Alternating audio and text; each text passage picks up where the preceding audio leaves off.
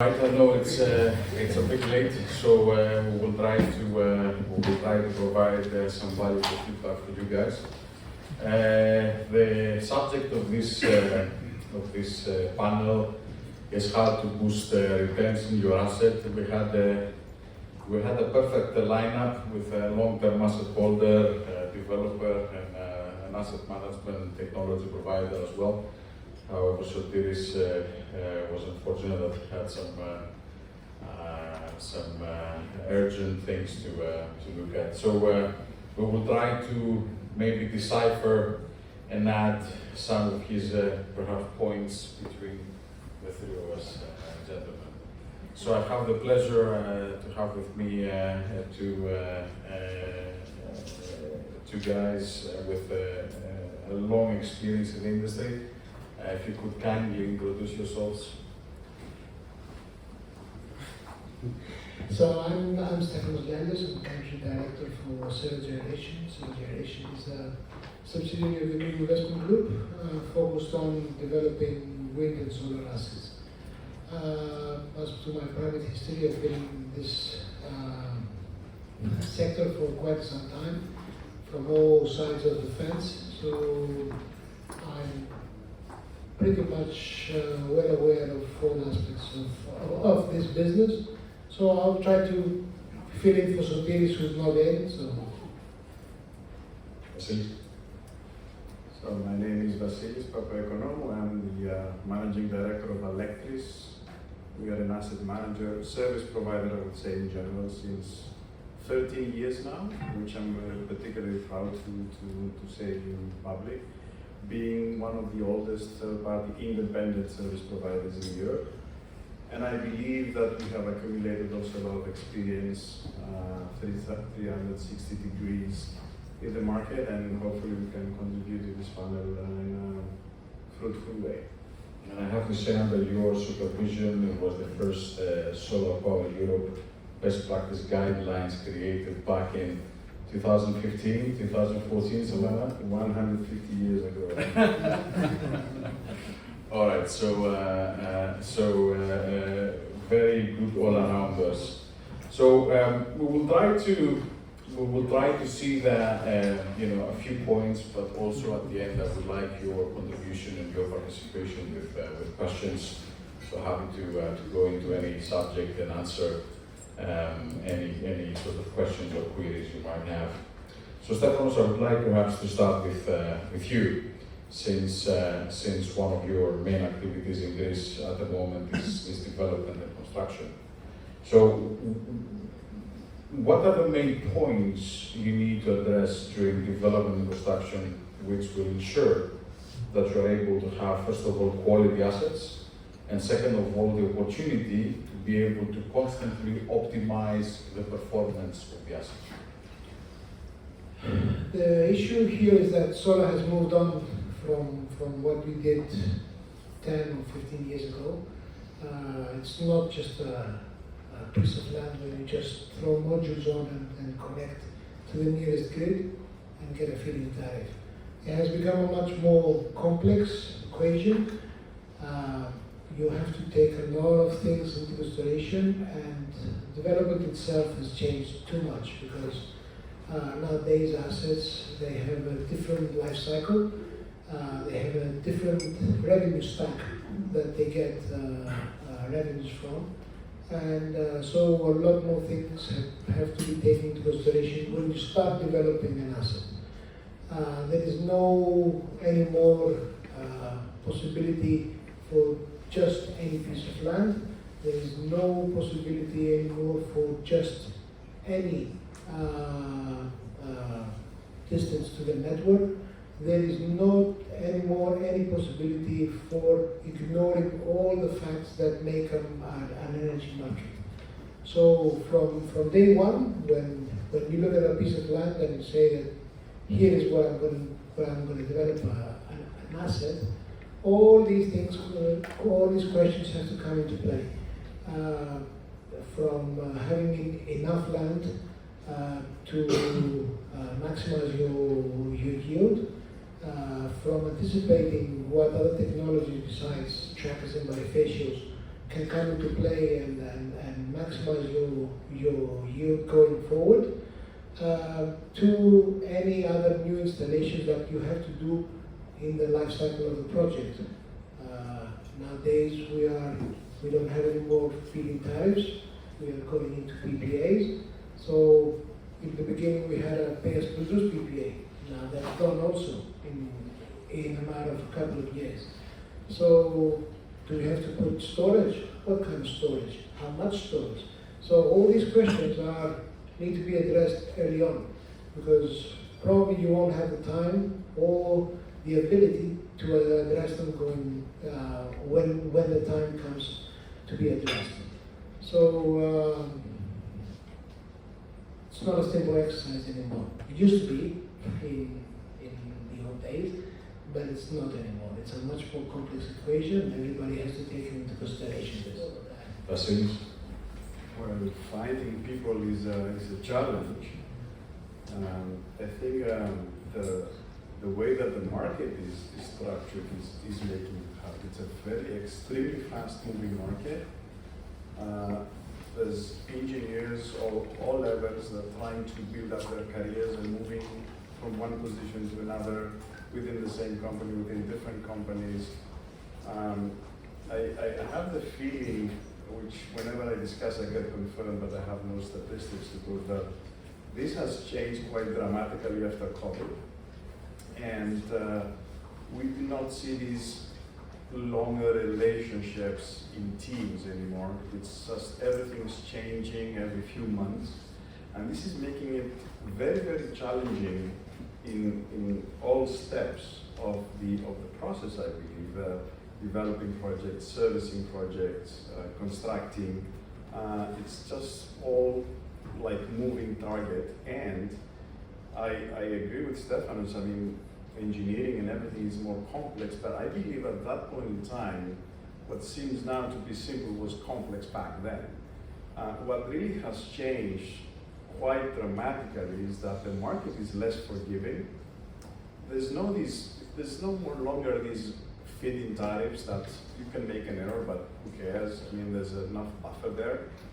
There's no buffer anywhere in every step of the process. So coming perhaps to something which you could enlighten us. I mean, we've been discussing in this industry for digitalization for many years. It's been a buzzword for I don't know how long. We've seen some good examples in adaptation to digitalization and some less good examples. So for me, it's about making informed decisions. So give us your insight of how could we utilize and what digitalization means, which will allow you to take informed decisions either for revenue increase or for cost decrease, which is essentially what boosting an asset means. Indeed, digitalization is the latest buzzword. There's been others prior to that. What I have the feeling though is that when we talk about digitalization, most people think about software. For me, it's not software. Software is a tool, it's a screwdriver if you want to just turn a screw. This is just a tool. Digitalization is a whole different management perspective. So redesigning business processes and making them efficient through digital tools. As you're probably aware, we do have a digital platform which we promote out in the market, and I've come very often across the concept that people believe I want a software platform that's, with a click of a button is going to do everything for me. So this is not the magic. The software is not the magic. It's not rocket science. It's just tools. So what very extremely frequently I would say is when people do talk about digitalization, they have the impression they will just buy a nice software with beautiful colors and web forms and God knows what, and everything is going to work out fine. But the real difficult part of digitalization is the management process, the adoption and optimization of your own business processes but can be assisted by the software. And of course, I mean, what software tools do, platforms do, they store information, they process information, and informed decision has a prerequisite access to information. So I don't think it requires much explanation. If you have the information and it's easily accessible in a software tool, you can make informed decisions. It's up to you how you want to present information, how you want to, analyze information. That's something that you can program in the software tool at the end of the day. But once again, I think the big challenge is how to collect information and store them in a structured way that is useful. Before digitalization became a buzzword, the previous one was standardization. And for me, it's exactly the same thing in different words. I don't think our industry has invested a lot in the direction of digitalization or standardization even. We talk about it a lot, but coming again to what I said a few minutes ago, this rapid change in the market doesn't allow things to standardize, stabilize, and optimize in terms of business processes. And I think this is good news that the market is growing and changing, but the effort we need to put behind that to get to this standardization plus digitalization is even greater. Coming back to you, Stefan, explain to us what perhaps you see as pitfalls currently on the assets that you develop and construct, and what are the solutions perhaps that you are planning to implement in order to securitize the assets. And also we've discussed about curtailment, we've discussed about negative pricing. So what actions are you taking in order to mitigate those risks? Well, we've been seeing a lot of these problems being discussed, not actually being, let's say, felt, but being discussed as a future, let's say, situation that all investors will face, because primarily we are an investor, we are not long-term asset holder. So we can see all these pitfalls, but some of them at this stage they sound a bit theoretical, and it feels like the solar industry is going into cycles, and every cycle we always say that's the end of solar. So we see issues, environmental issues. Back in the day, solar was considered an environmental friendly installation. I think we can all agree that there are changes in the local communities that have to be addressed. ESG criteria are taking place in here, so we have to analyze more local conditions and what we can do to improve the life of the local population. We see pitfalls in the new PPAs, which is favorite word for everybody, but that is until you go to a table and you start really negotiating a PPA. I don't think a lot of people have done that. We have here in Greece, so I'm telling you, it's not an easy job, and we are hearing a lot about curtailments and how they will come. To be truly honest, we don't have yet an answer, something that fits all. At this moment we are taking it seriously, under consideration, but we don't know what we need to implement. If somebody wants to be just easy on the answer, he just can say, well, put some storage, and then when the prices are negative, we'll just give the power at another interval. But that's hardly an answer at the moment. There's a lot of buzz going out for power to X, but no one knows what that X is. So we're hearing a lot about hydrogen, and a lot of people want to do that, but nobody knows what's the next step. So at the moment, we are seeing that the solar industry is going through a transformation from an industry that relied on subsidies. It's coming out on itself, on its own, and it's going to be a lot of challenges. I think the time has passed for the small-time developer. I'm not saying this as a good or a bad thing. I have no real feelings toward that, but the reality is that it's getting so complicated and it needs so much input that unfortunately doing solar, wind and other renewables development will be part of a very, very structured effort. Vassilis, coming back to you perhaps and touching upon those 2 points that we're going to see more negative pricing in the market and also curtailment.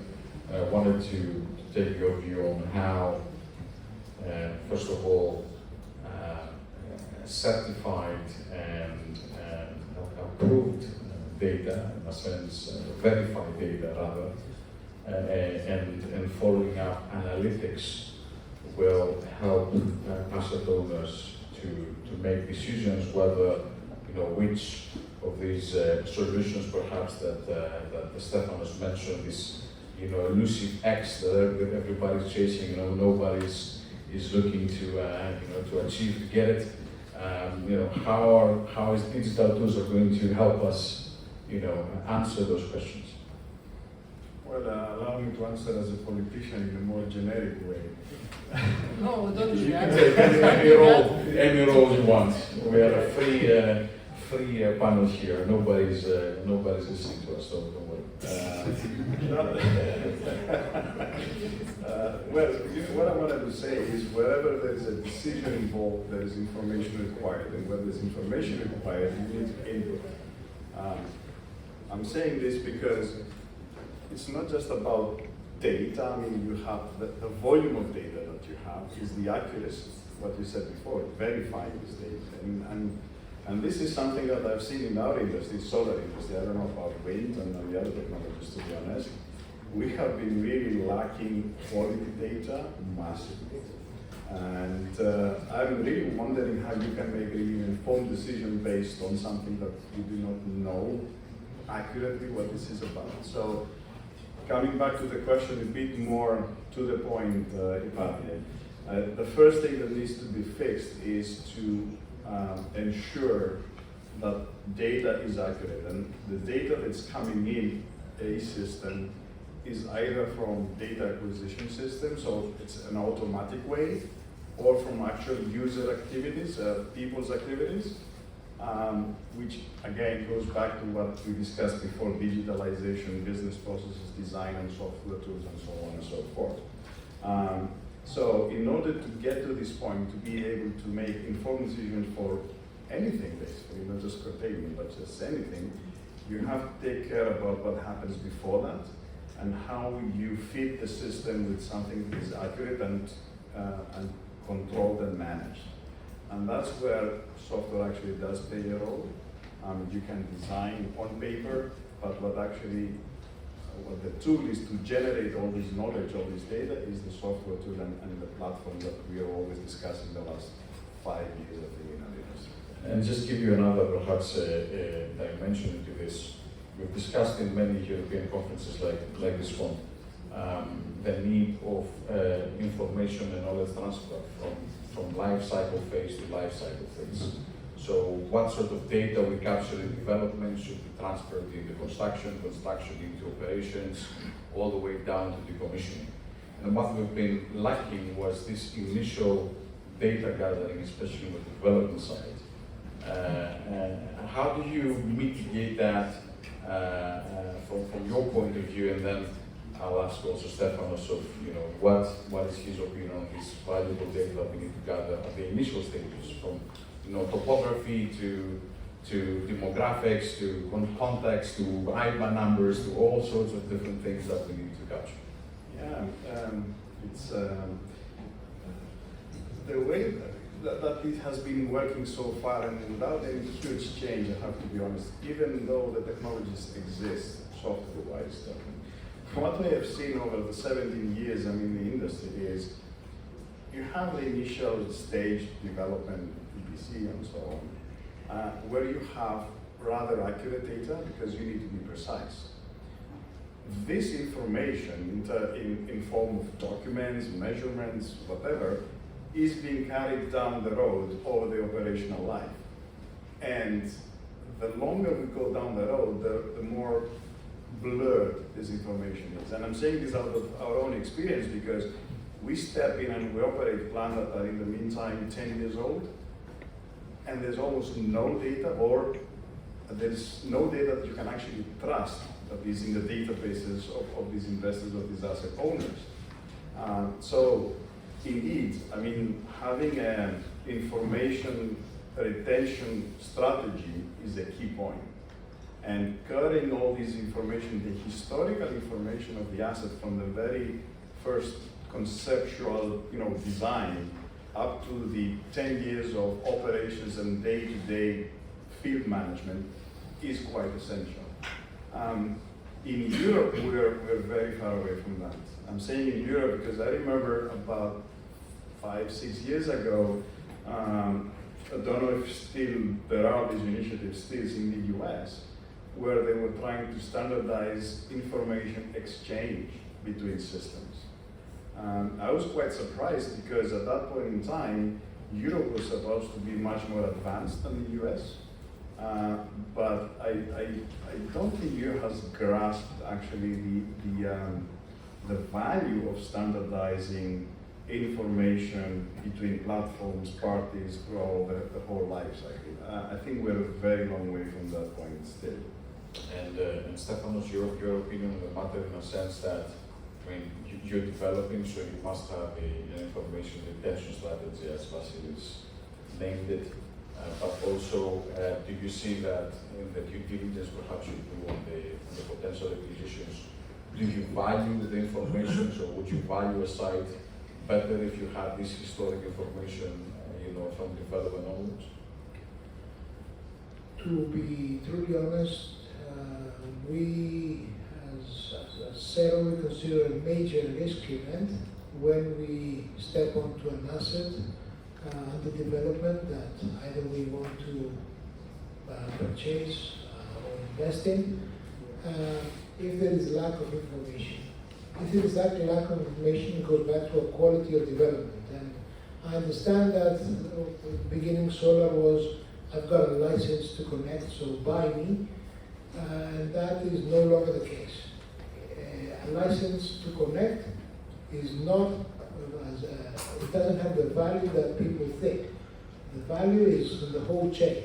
There is no chance that we will buy an RTB asset that doesn't have everything stored electronically about all transactions with authorities, and this doesn't also go to credibility. We have big A, B, and C requirement from our parent company, so we have to understand from day one all the interactions that the developer had with officials, local representatives of municipalities or local governments, and everybody who has a role or a permit to play in this thing. So going forward, once we step in and we see the lack of such information, we don't really have an appetite to go into that, even if it's the most attractive asset from price perspective, or it's the only asset that we can buy. We don't want it, to be truly honest. And what we don't want in other people's assets, we also do in ours. So in ours, we insist on people that they keep every single communication. Everything is communicated on paper, on emails. Everything is stored at a specific location. There is a standardized way of how we keep the information. And the same we ask from the third parties that we work with. So there has to be traceability here. It's not just about getting an asset. So for other people it might be, but not for us. So in order to boost your asset, make sure that your data is in line. That's what the gentleman is saying. So before I continue with further questions, would anyone from the audience would like to put anything on the panel, either through Slido or directly to the mic? I prefer the mic. No? Do we have anything on Slido? No? No? All right. I guess you're super explanatory. Or very boring. Or very boring, maybe. All right. So, looking things. I mean, I know you're not a long-term asset holder, but you have both of you plenty of experience in previous roles that you have fulfilled. Therefore, do you think that what actions do you see the long-term asset holders taking, and maybe coming to you first of all as a third-party asset manager and then solution provider? What actions do you see that long-term asset holders take in order, first of all, to boost performance and also the longevity of the assets?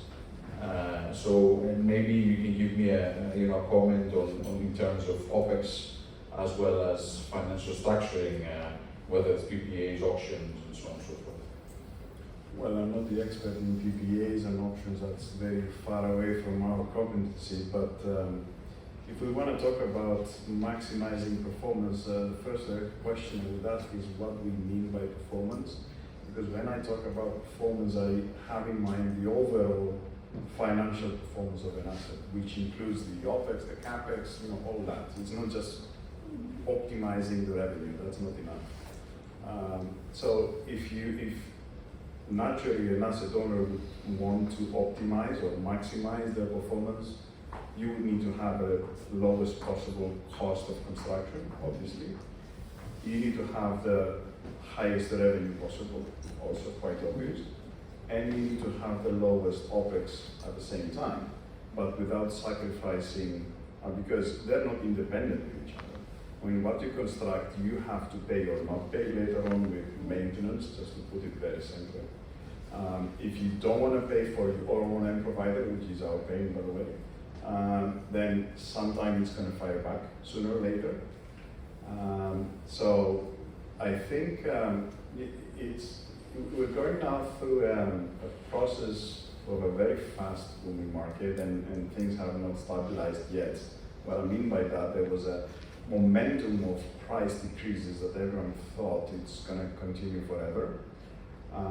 But I feel there are some occasions that we have reached a threshold that cannot go lower than that, that if it does, that's not going to be good for anyone, not even for the asset owner themselves, not even for any other stakeholder in the market. So the big question is, where is the balance? And that cannot be really answered. It's not just a number. Coming back to what Stefanos said before about how complex our market is, it is indeed, but now almost 15 years after the first rush into solar, the experience that we have gained, also in terms of longevity, that Ypatios mentioned, is immense. I mean, if I remember myself 15 years ago, talking about operations and maintenance, that was like black box, no one knew what's going to happen, but now we know. Scary word, disposal. So again? Scary word for me is disposal. Oh yeah, it's coming up. It's coming. I think we have something out here. Fast forward 40 years, what is the process of dismantling, recycling existing schemes? Exposing your assets. Here you are. You can take that, Stefanos. To be honest, I will share personal experience. So we are building an asset here in Greece. It's a 100 megawatt plant in Drama. And at financial close, somebody asks, so what about the cost of disposal? And I'm a bit perplexed because it's the first time ever anybody asked me. So somebody digs a quote from a private company in Greece that supposedly is doing the disposal of the modules in 25 years, and the number is insane. And somebody plugs the number into the model, and suddenly the project doesn't work anymore. and people saying, so we shouldn't do the project. I said, no, you don't have to pay that number. I was just trying to convince people. And the reality is we don't have to pay that number. And finally everybody agreed that we don't have to pay that number. But the other reality is that at some point we'll have to pay a number to get panels out of the PV plant in 20, 25, 30, 35 years, doesn't really matter when. And we don't have that number now. Right now, all our plants are working with the assumption that this will be a perpetual situation going forward and nothing will disturb us. It's not true. There's a cost, and I don't think the cost can be mitigated by selling off expensive and exotic materials from PV modules. It's not going to happen. I think here we have a situation of a chicken and an egg. We don't have enough recycling materials in order to create volume for the recycling market to develop and reduce prices. And on the other hand, we don't have an involved recycling market in order to give us cheap enough prices to recycle our materials. So we're not there yet. I don't think this number exists right now. It's not a matter of doing any research. It's just too soon. It's not going to take too long. I mean, the first assets, reaching 20 years plus are coming up quite soon. But, from what I've seen in the solar market, in 10 years, things would be hugely different in all aspects. So I don't know how can we really estimate something credible on that. Maybe picking up on another question that we have on Slido, it says nobody ever talks about the risk of building assets presented by climate change and extreme weather. What are your thoughts? And we've seen, for example, in the UK, hurricane level storms creating, being that back in the day was it was an event once a 10 year. Now you've got 3 or 4 per year, and that creates pressure on the assets. So, do we need to over-engineer, and will this create another cost element that we haven't calculated to date? What are your opinions, maybe, Stefanos? Well, it's what Vassilis said earlier. It's what you build. That's what you will maintain. I've been fortunate enough in my life to have major events happen before I start to build, so I can take them under consideration. For example, there was a hurricane 4 or 5 years ago in Mozambique that leveled the port of Beta. Next year I start construction of a project in Malawi, which is next to Mozambique, and we went and calculated for 40 meters per second wind on our structures, trackers. That led to a depth of pile about from 2.8 to 3.6 meters, a galvanization of 110 mm, and it was a cost, agreed. It was 2 cents, essentially, on top of the EPC price. But in the end, the cost of not having a PV plant, it was much higher and not that insurable. So either you would pay it in the insurance or you would pay it on CapEx. For me, it's a no-brainer. CapEx should also take into account all droughts, events that are happening more and more often. So we go back to valued engineering. Just the old CapEx versus OpEx question at some point that we still haven't figured out in solar. Maybe a last point before your closing statements, gentlemen, maybe one for you, Vassilis. What is, in your opinion, the main pain point and challenge for solar asset managers? Oh gosh.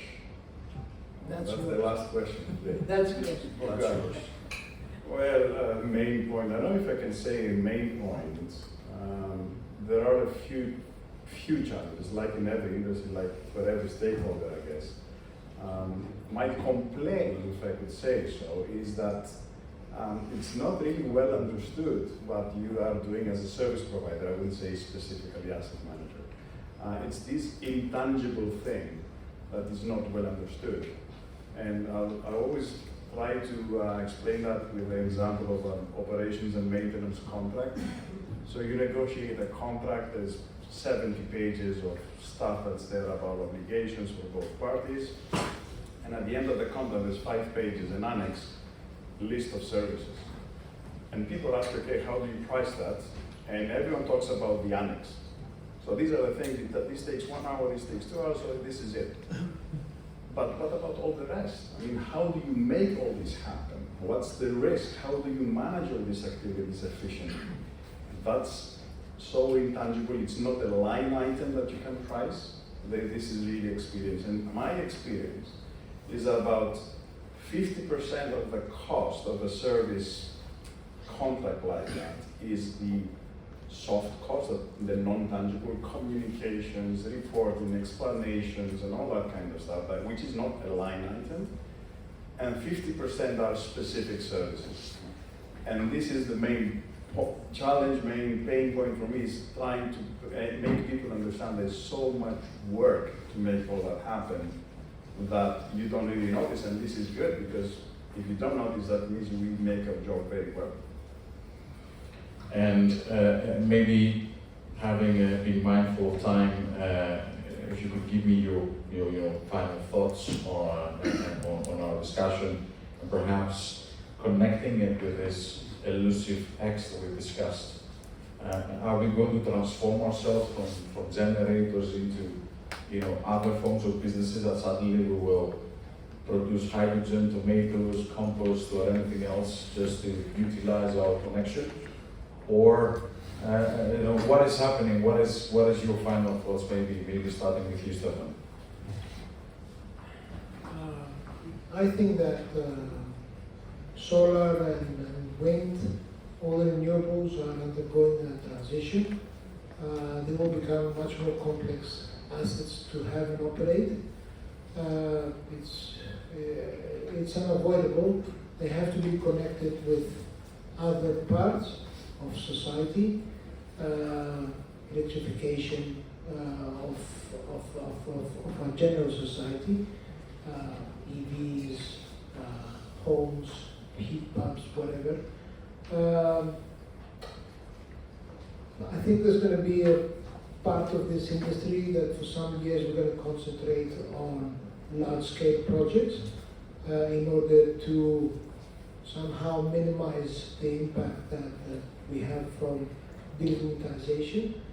But at the end, I think distributed solar will be what we're going to arrive to, not in the next 5, 10, 15 years, but at some point we're going to have to produce power wherever we are for whatever activity we need.